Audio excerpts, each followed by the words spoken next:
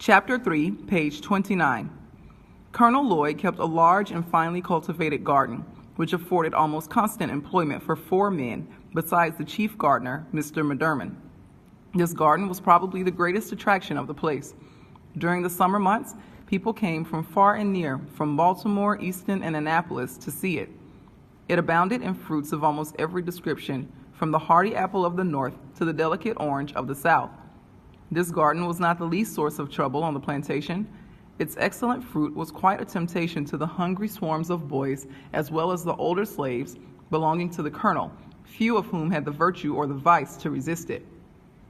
Scarcely a day passed during the summer but that some slave had to take the lash for stealing fruit. The colonel had to resort to all kinds of stratagems to keep his slaves out of the garden. The last and most successful one was that of tarring his fence all around, after which, if a slave was caught with any tar upon his person, it was deemed sufficient proof that he had either been into the garden or had tried to get in. In either case, he was severely whipped by the chief gardener. This plan worked well.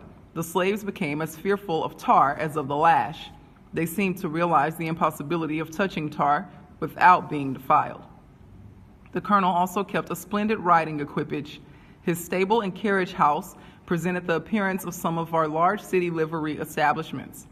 His horses were of the finest form and noblest blood. His carriage house contained 3 splendid coaches, 3 or 4 gigs, besides Dearborns and barouches of the most fashionable style.